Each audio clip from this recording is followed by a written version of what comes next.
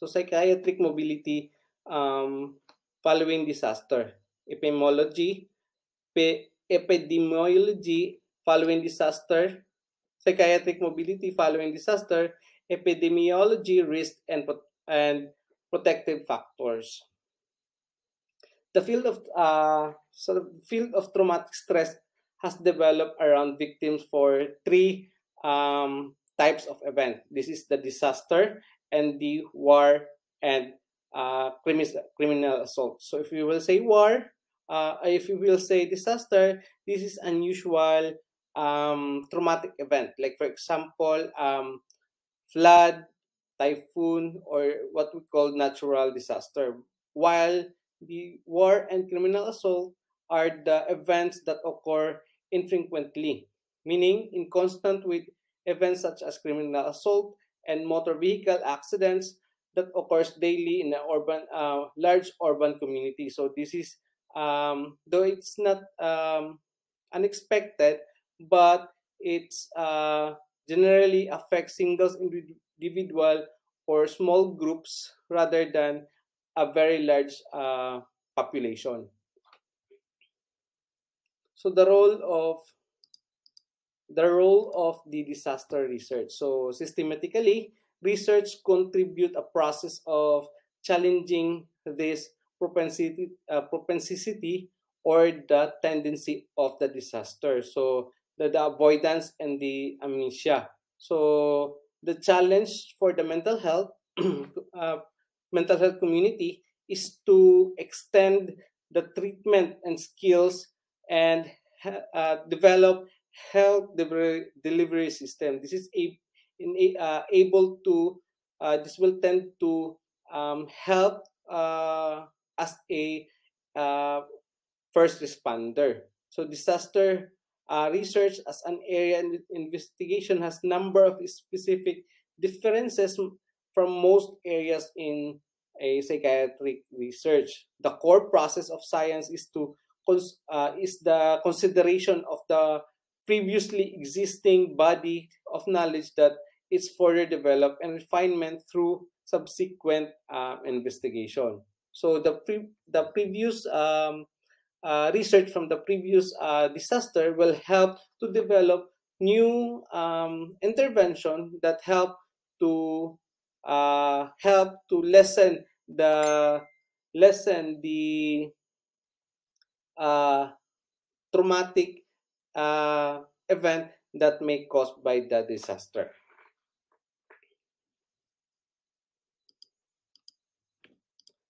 So definition and typology. In Oxford, the definition of disaster is sudden or great misfortune, calamity, complete failure. Even the word disaster in the dread of the definition, it considers an issue of some complexity because the meaning of disaster is very broad as to follow disaster as clearly separated from the types of traumatic event, meaning the disaster will depend on how large the scale of the victim or the individual who suffered from the disaster. So according to Kingston and Roser, they suggested that the term used to describe disaster is massive collective stress, while Norris suggested that these are events in which there are violent encounter with nature, technology, and uh, mankind. Although the word disaster has been defined, there are still various typologies or interpretation of types of disaster that is proposed. So um, according to Smith and North, they articulated that the common held opinion that technological and human-made disasters are likely to be more traumatic rather than the natural disaster, as they provoke the greater sense of being a deliberate victim in the human beings. He said he in his notion, the the human-made disaster are more stress, can develop disorder rather than the um, natural disaster. So there are types of disaster has been developed. So disasters have been studied using the range of methodologies. So this the first, the comparison of the representative samples of the exposed population with a control group. Next, the examination of the subgroups of disaster victims, such as those seeking treatment who are required, such as the such studies often provide opportunity for the in-depth analysis of some of the risk and protective factors. Third, the investigation of the impact of the disaster on particular groups, such as the children and the emergency service personnel. Fourth, the longitudinal cohort studies, which is typically these are the studies have followed population in the aftermath of the event.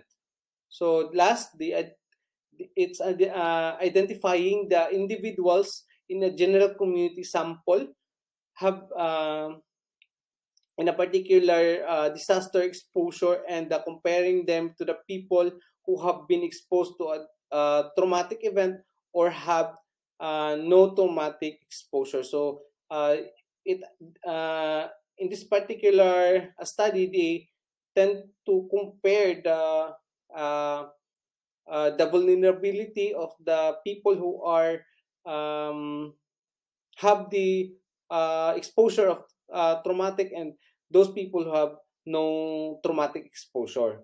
So these different type of studies will often some come to a different conclusion about the same event, because the issue of the representative of the sample, also the time period that elapsed between the event of this investigation. So the prevalence of the disaster, the different outcomes between the disaster are sometimes difficult to determine because of the previous mentioned variables in a previous research. It will vary from the new um, research conducted. So, but of course, they have to consider the probability of uh, the cause of the previous event, the traumatic event, to consider the new possible traumatic experience that may caused by the disaster. So, what are the risk factors that develop during the disaster? In general, the degree of the exposure to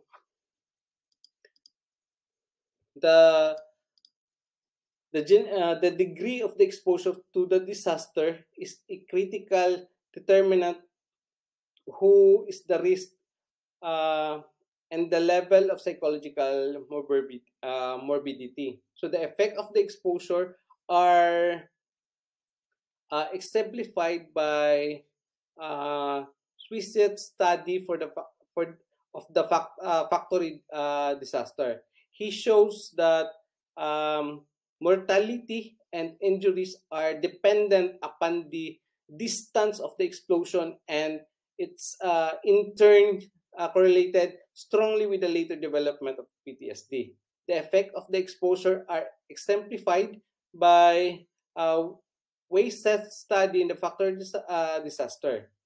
This method has shown that the higher rates of exposure can a good predictor of morbidity. However, over the certain level where extreme threats or horror are developed, there are appears to be a plaque of the effect. So there are also other factors we have to consider when it comes to um, the determinants of the disaster. First, the age. of course, if you will notice, old people or old person has a greater risk of morbidity rather than the others.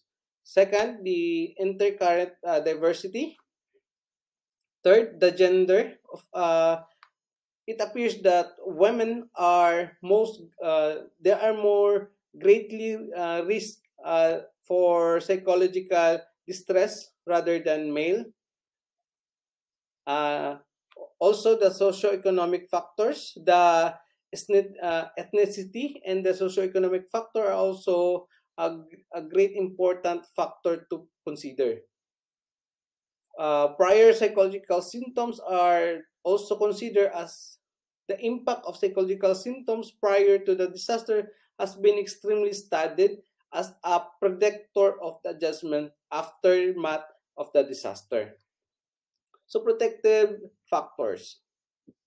If we will say protective factors, social support is the frequently mentioned for a critical factor to protect the individual from exposure from disaster. One of the difficulties that in the arise in examining the question is the challenge of the separating the reality of the support, social support from the perception in adequacy. The perceived social support depends upon the belief about the availability of the others to assess rather than the actual receipt of the assistance. Next is the resilience.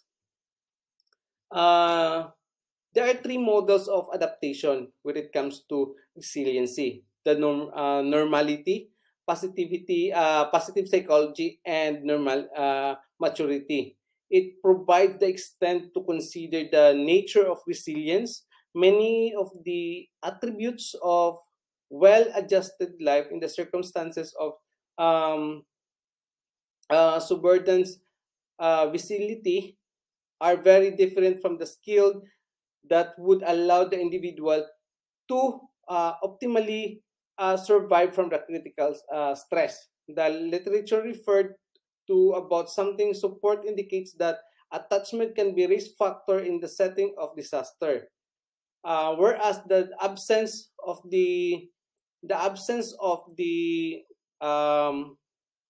support, social support, such as experience, it may increase the individual's quality of life. So these are the uh, three models of adaptation. And that is the end of my report. Thank you for listening.